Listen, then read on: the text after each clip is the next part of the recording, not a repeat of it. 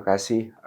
Tentu tadi mungkin yang belum sempat saya sebutkan juga, bagaimana kemudian Yogyakarta menjadi salah satu kota pusat pergerakan nasional menuju kemerdekaan Indonesia.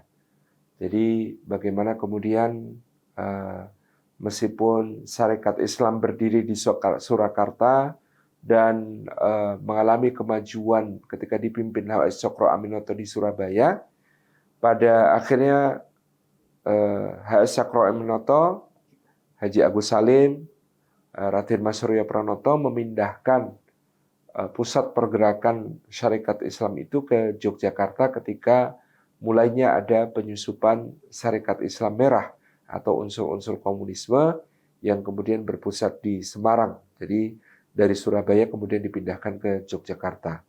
Tentu belum lagi untuk menyebut Persyarikatan Muhammadiyah yang hingga hari ini eksis mewarnai dakwah dan pembangunan sumber daya manusia yang luar biasa di Indonesia dengan berbagai amal usahanya dari sekolah, perguruan tinggi, rumah sakit, BMT di seluruh wilayah Indonesia.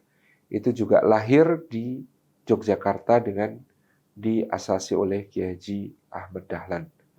Demikian pula Menteri Pendidikan pertama kita, pendiri Taman Siswa, Ki Hajar Dewantara atau Raden Mas Wardi Soryaningrat, itu juga dilahirkan dan kemudian memulai pergerakannya dari Yogyakarta.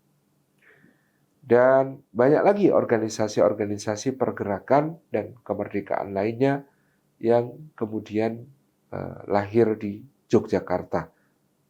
Ada yang menarik dari statement sejarawan Profesor Anhar Gonggong.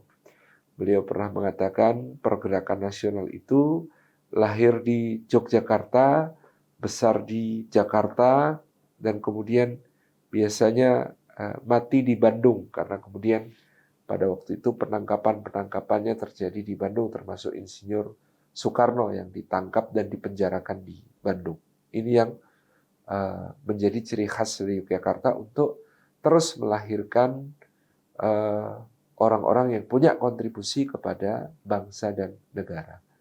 Demikian pula selain dunia pergerakan, pendidikan, seniman-seniman juga banyak sekali yang lahir di Yogyakarta. Secara kontemporer kita melihat di Malioboro, jalan utama di kota Yogyakarta, melahirkan seniman-seniman besar seperti Umbulan Duparanggi sampai era MH Ainun Najib gitu ya. Kemudian juga bagaimana Avandi, pelukis, Sujoyono dan lain sebagainya beraktivitas dengan sangat intensif di Yogyakarta. Dalam banyak hal tentu kita mensyukuri itu dan bahwa boleh jadi ada hubungan antara kegigihan para pejuang di masa lalu yang telah berkorban harta, darah, dan nyawanya untuk berjihad melawan penjajah menjadi salah satu siraman.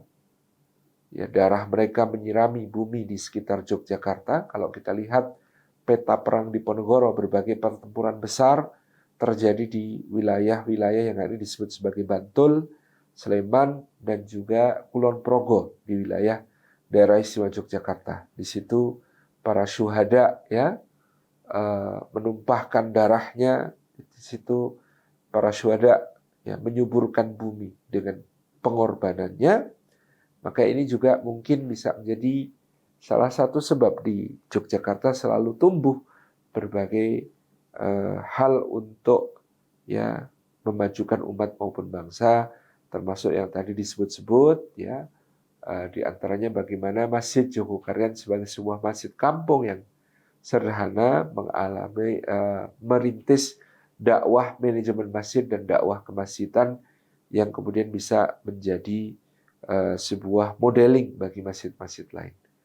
Jadi saya kira mungkin kesimpulan saya tidak terlalu salah jika demikian ketika ini dikatakan bahwa pasti ada peran para pendahulu, para ulama, para pejuang, para mujahid yang selalu memelihara semangat jihadnya di wilayah sekitar Yogyakarta sehingga menjadikan Yogyakarta hari ini menjadi magnet yang sangat kuat bagi para cendekiawan, para ulama, para akademisi, ya, maupun para kontributor ya dalam urusan keumatan dan kebangsaan yang terus memberikan sumbangsihnya. Wallahu a'lam bishawab.